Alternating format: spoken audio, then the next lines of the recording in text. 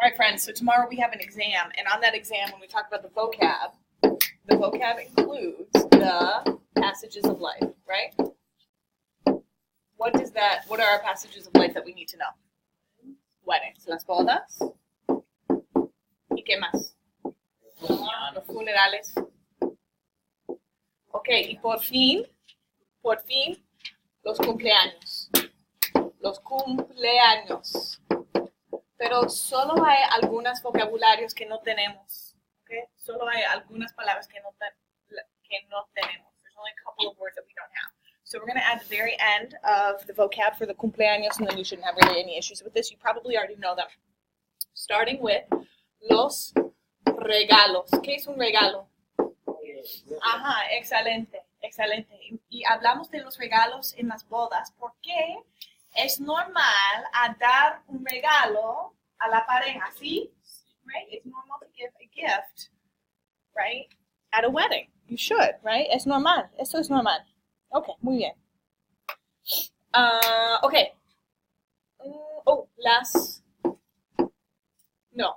What is a velo? A veil. Las velas are candles. Okay. Porque velas es una palabra del vocabulario en el cumpleaños. Sí, amiga. Sí, es que ponemos velas. ¿Dónde? ¿Dónde ponemos velas? En el pastel, en el queque. ¿Cuántas velas ponemos? ¿Cuántas? ¿Cuántos años? Depende en cuántos años. Exactamente. Depende en cuántos años. Entonces, para señora, 25. Sí. Ah, sí, exacto. Okay, and I think that's it. That's all you need to know. All right, so that's your vocabulario para los cumpleaños. Good? Sí. Not too difficult, not too difficult. All right, so the other thing that you need to know grammatically, what do you need to know for grammar? Subjunctive. Ah, good. The subjunctive. Yeah. Let's just start with the subjunctive. How do you form the subjunctive? You put the verb in the, you take off the, and you switch your ending. So if it's an AR verb, now it ends in an E. And if it's an ER or an IR verb, now it ends in an A. What are the 5 irregulars? Dar is one. And dar is a good one to give, because especially if you're talking about like in a gift-giving situation. Ser, to be, in terms of, like appearance and origin. A star, and a star is to be location or feeling, which is another big one, especially when we're talking about passages of life. Saber, to know information or facts, and guys, obviously ear, to go. In the subjunctive, what does star become? De. Muy bien. What does ser become? Sea. What does a star become? Con acento, saber becomes sepa, and ear becomes vaya. Okay, so in this chapter, we talked about the reasons for using subjunctive. Okay, what are the big reasons that we started using subjunctive here? Well, first of all, we had the W. Remember we learned weddings? And what did the W stand for in weddings? Wishes and wants. So wants, wishes, desires. All right, and those included verbs like querer. What else? Ojalá. What else? Yeah, preferir. Yeah, good. All right, for sure. Good. So not only did we have to have these, but we also had to have what? A K and a switch in subject. And then after that, that's when we included our subjunctive. Okay. So it looks something like this. Switch in subject. So it looks something like this. In English, we would say, of course, we did this story a million times. The mom wants that they don't get, we would say in English, that they don't marry. Okay. So in English, this is worded very differently in Spanish than we word in English, right? We would say the mom doesn't want them to get married. But in Spanish, they have to say the mom wants that they don't get married. Because you have one subject followed by another subject meaning subjunctive. Okay. So which verb is going to be subjunctive here? Mom is not a verb. What verb is going to be subjunctive? Casarse. Marry. Marry. And the verb for to get married is casarse. And she wants, that's going to actually just be present tense, right? That's just going to be your basic present tense. But the casarse, that's what's going to be subjunctive because she doesn't want that they, she wants that they don't marry. Or how about we change this up and we say that she doesn't want? That makes more sense. She doesn't want that they marry. Okay. So in español, what does this sound like, Hamza?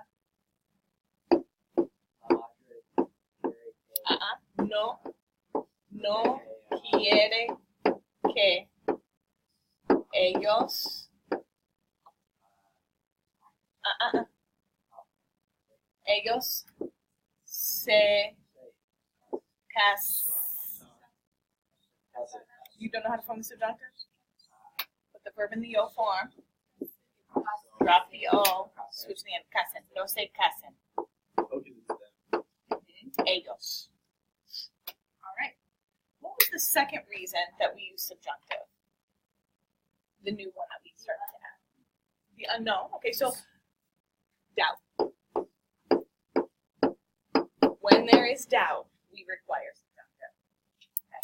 What are our phrases of doubt? Dudar que. What? What else? Es dudoso que. No creer. Good. What else? No es cierto. What else? No estar seguro. Good. And when you have doubt in a switching subject, what do you have to use? Subjunctive. That's exactly right. So we also had the opposites of these. The opposites of these implied certainty. And so with certainty, we typically use future tense. We're going to get into future here in just a minute. So what's the opposite of dudar? No dudar. What's the opposite of es dudoso? No es dudoso. I'm not going to continue that. We have this note. Okay. So let's use estar seguro. What does estar seguro mean? To be sure. To be sure. To be sure, to not be sure. So I'm going to talk about myself. Okay, so I'm not sure that we have a test. I'm not sure that we have a test. Okay. Do I have a doubt? Yeah. Do I have a switching subject? Yeah. What am I going to have to use? Subjunctive. What verb is going to be subjunctive? We have. We have. What's the verb for to have? Tener. Okay. All right. So I'm not sure. This is where a lot of you guys got kind of caught up. You have to conjugate a star. I'm not sure. What does that sound like? No estoy. Yo no estoy, and I'm a chica, so I'm going to say no estoy segura. Yes, sir. You also have to conjugate dudar and creer. Yeah. You sure do. Yeah. Those are verbs. No estoy segura que. Now it's we have, and we know that we have has to be subjunctive. Grant, what does that sound like? What is tener in the we form of the subjunctive?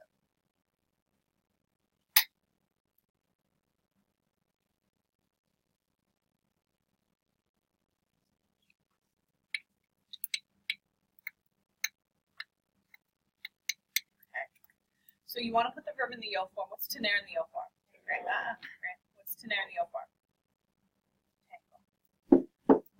Take off the what? Oh. So tener is an ER verb. What endings is it now going to take on? I'm sorry? Well, it's we.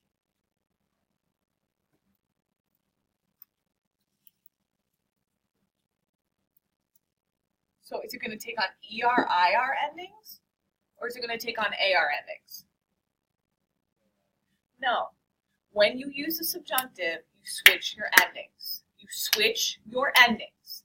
It does not take on ER, IR. It takes on AR. It takes on the opposite. What are AR endings? I'm sorry, what are the ER, IR endings in the subjunctive? Yo form. To form. He, she form. I would write this down for those of you who don't know it. We form. They form. So what's the we form ending? So what is it?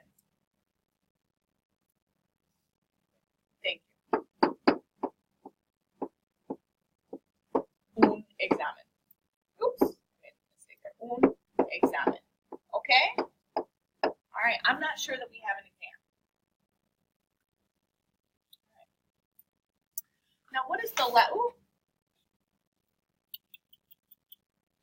If I can do this now. There we go. Okay. What's the last thing that we learned for using subjunctive in this lesson? Okay, feelings. Good, feelings. And what were some of those feelings? Okay. Salud. Alegra. What's the other one? Frustra. Y frustra. Y molesta. And these went with what? Me, te, le, nos, les. And which one of these did we use? Well, it depends. Who's being bothered, frustrated, or happy? Who's made happy? And that's going to determine which one you use. Okay. So, for example, if in English it says, it bothers me that you don't know the subjunctive. I feel like we've covered it. Okay. So it bothers me. Sounds like what? Which one is it bothers me? Me molesta. Me molesta. Exactly. Me molesta. Okay. All right. So what's the verb for to know?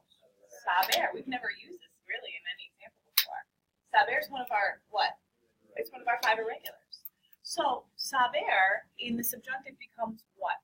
Sepas. But it's you. So que no sepas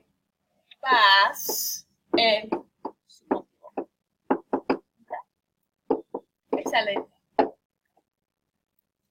Yes, sir. So do you change the ending of like Allegra, Frustra, Molesta, If it's- like te or le? No. That always stays the same because it actually says it bothers, it frustrates, it makes me happy, right? Yeah. Yeah, so that never changes. That stays the same. So the very last thing that we added in this chapter was a fun little tense that is the future, el futuro. And the future is really, really, really easy to form. It is what?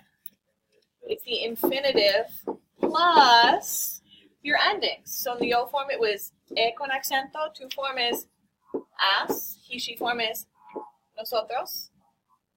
I think it was hemos. Yeah. And they form is an. Okay? So for example, we will eat at 5. We will eat at 5 sounds like what?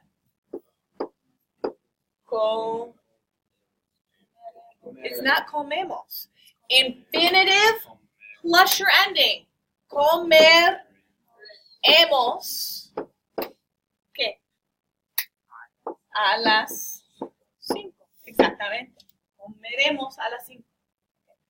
He will call at 3. He will call at 3. He will call at 3. What's the verb for to call? Llamar. So he will call is llamará a las 3. Excelente. Okay. Except that there were irregulars. And it made me a little nervous yesterday because there was an irregular and none of you recognized it. Okay. So what are some of the irregulars in the future tense? Because there's going to need to be some studying in here. Tener. What does tener become in the future? Tendré. And then you add those endings. Yo tendré. Yo tendré 2 casas. I will have 2 houses en un año, in 1 year.